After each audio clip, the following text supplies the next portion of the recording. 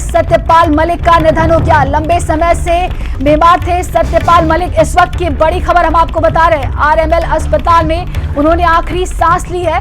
तो ये बड़ी खबर दिल्ली से है, जहां पर देखिए पूर्व राज्यपाल सत्यपाल मलिक का निधन हो गया है। लंबे समय से वो बीमार चल रहे थे, इसकी वजह से उन्हें अस्पताल में भर्ती कराया गया था और आरएमएल अस्पताल में वो भर्ती थे, जहां पर उन्होंने अंतिम सांस ली है।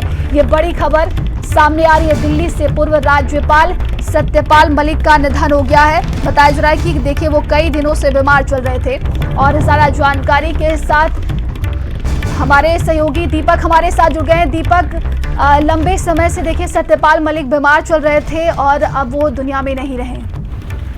जी बिल्कुल, बता दें आपको कि सत्यपाल मलिक दिल्ली के आरएमएल अस्पताल में भर्ती थे और कई दिनों से वो लगातार गंभीर बीमारियों से जूझ रहे थे। उनकी जो तबीयत थी वो लगातार बिगड़ती जा रही थी और आज अभी कुछ वक्त पहले आज उन्होंने दिल्ली के आरएमएल अस्पताल में अपनी अंतिम सांसें ली और 77 वर्ष में उनका निधन हुआ है। और यदि हम उनकी पूरे कार्यकाल का जिक्र करें तो जम्मू कश्मीर, गोवा, बिहार और मेघालय में वो राज्यपाल रह चुके हैं और कई बड़े कामों में उनका योगदान है। चाहे हम कृषि आंदोलन की बात करें या फिर भ्रष्टाचार और फिर राष्ट्रीय मुद्दों की बात करें तो वो उन्होंने अपनी बेबाकी से अपना बयान रखा है।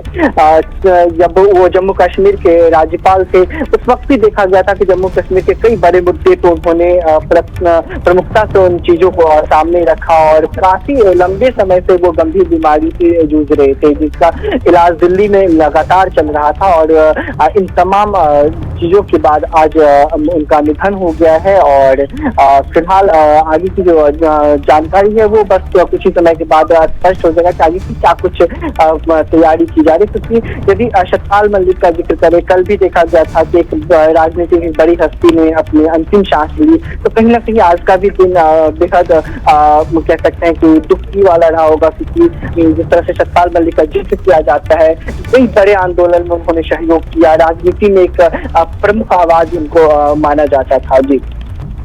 जी बिल्कुल, देखा जा रहा है। और बात की जाए तो अस्पताल प्रशासन की तरफ से क्या कोई बयान सामने आया अभी तक?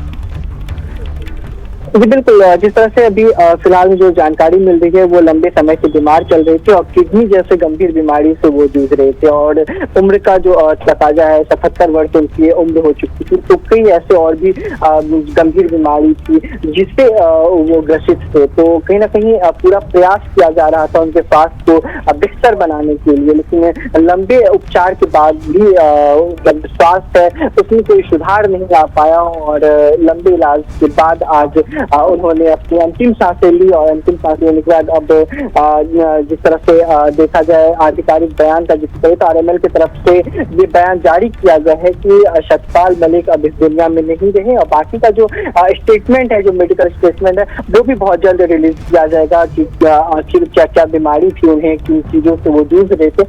ये तमाम चीज का जो स्टेटमेंट बस कुछ ही समय के बाद जारी कर दिया जाएगा।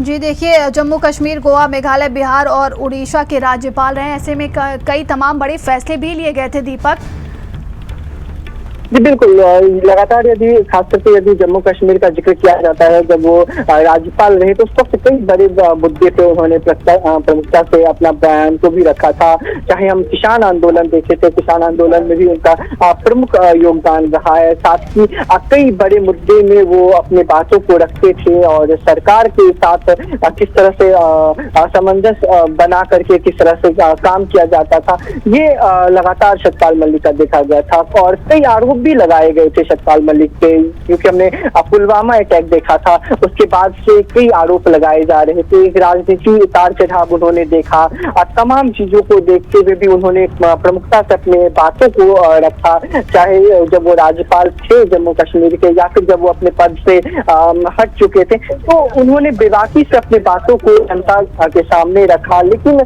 जिस तरह से आज का दिन है वो कहीं ना कह सकते कि जम्मू कश्मीर के लिए उनके लिए बहुत ही दुखद ये दिन रहा होगा उनके परिवार के लिए। क्योंकि जिस तरह से देखा जाए सत्यपाल मलिक लंबे समय से गंभीर बीमारियों से जूझ रहे थे और इन लंबी बीमारियों से जूझने के बाद आज उन्होंने अपनी अंतिम सांसें ली और दिल्ली के आरएमएल में जिनका इलाज चल रहा था कई गंभीर बीमारी बताए जा रहे थे। फिलहाल किडनी जैसे गंभीर बीमारी से वो जूझ रहे थे, उसके साथ कई और भी ऐसे बीमारी थे जो लगातार तमाम जानकारी के लिए आपका बहुत बहुत धन्यवाद।